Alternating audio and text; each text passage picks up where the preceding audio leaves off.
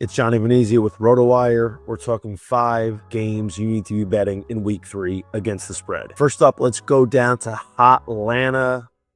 Charlotte, where Hotlanta will be traveling to. It's going to be Carolina hosting the Atlanta Falcons, fresh off a gritty Sunday night win in Minnesota. Carolina, we were all over Arizona -6.5 in Week 2, is probably going to be one of the worst beats of the season. Was not very good, but Carolina showed a little fight, or maybe it was Arizona just completely no-showing in the second half, backdoored that spread. Even in the divisional game, Carolina would be a team that I might be looking to play 5.5, but I think Atlanta's just going to have too many options on offense. I think it's going to be a big Bijan game. This is probably a ladder play. Bijan to get in the end zone, Bijan over everything, assuming they give him the ball, because we know they like to do that. I think ultimately here, the Carolina defense is just, it's a disaster. That's really what it comes down to. I feel like the Falcons should be able to put up at least 24 to 27 points. And I think the way their defense is playing, really swarming the first couple weeks of the season, that could spell trouble for Carolina. Listen, maybe the Panthers, Ted McMillan, that could be a good matchup because AJ Terrell, the Falcons' top corner, the status is in doubt for Week 3. Really like what I'm seeing from Ted McMillan. But other than that, I don't really know how much Carolina could be moving the ball, especially with the way Atlanta's playing run defense in the early part of the season. All right, next up here, let's go with the Green Bay Packers -7.5 at Cleveland. This line is moving. There's 8.5s popping up here. We're recording this video on Tuesday, so by the time you see it, the line will have moved. I think Cleveland getting 8.5 at home might be a bit rich. 7.5 is probably where I would cut it off.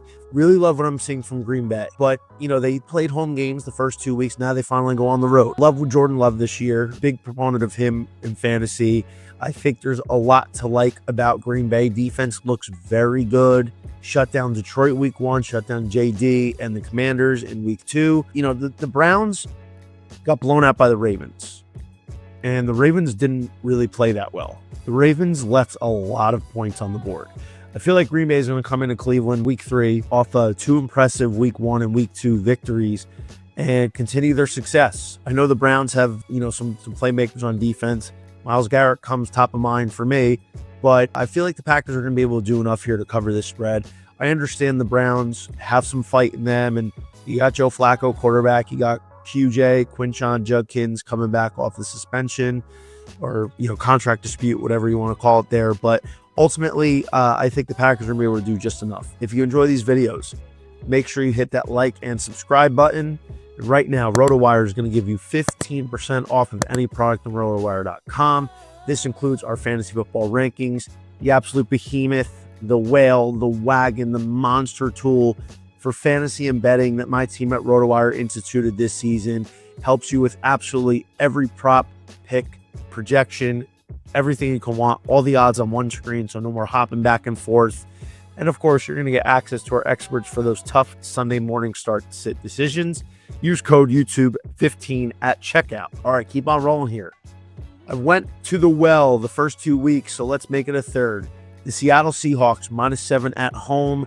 Seen some 7.5s creeping up here. They're facing the New Orleans Saints, who, let's call it what it is. The Saints, yes, they're home, but 2 very, very competitive efforts from them in the first 2 games against the NFC West opponents here.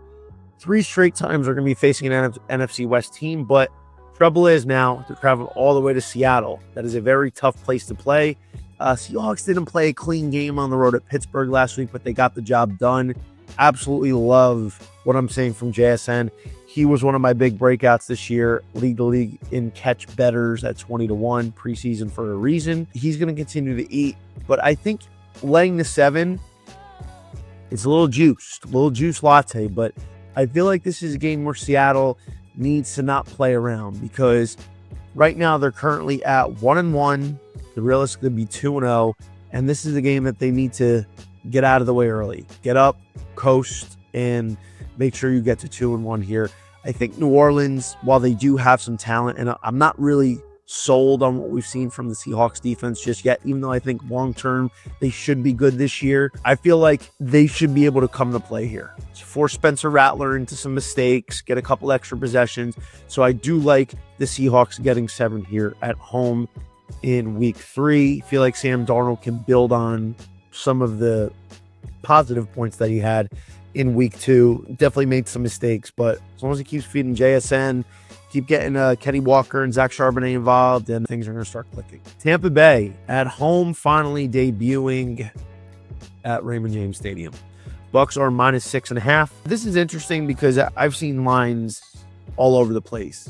About a 1.5, 2 point difference, depending on where you're shopping around. 6.5 here. Ultimately, it's actually crazy because currently it's a Royal Mint spot on one book, which means Road Dog closes at exactly 5, 5.5. I don't think it's going to close there. I also don't like to bet against the Royal Mint. So it's a little superstitious thing for me, but the Royal Mint is a cash cow, has been for a very long time. ATS and on the money line. But in any case, Tampa Bay at home. Crazy thing is the 2-0 Bucks have not played any game that's great that I would consider, whether that's against Atlanta or Houston. But they found a way to get the job done. And that's how you know you're a very good team. Baker Mayfield has not played an extraordinary game, yet through 3 touchdowns against Atlanta, led the game-winning drive, sidestepping 4th and 10, just absolute dog. Looks like he got hurt on one of the scrambles, was clutching his leg, but he made sure he got up and was just jawing at CJ Gardner-Johnson. So love what I'm seeing from Baker, but I feel like they're going to keep eating. And in New York, the Jets, Justin Fields is dealing with some question surrounding a concussion when he left the game against the Bills early. Now, head coach Aaron Glenn said it's going to be tough for him to play if he doesn't practice, so we don't know what's going on there.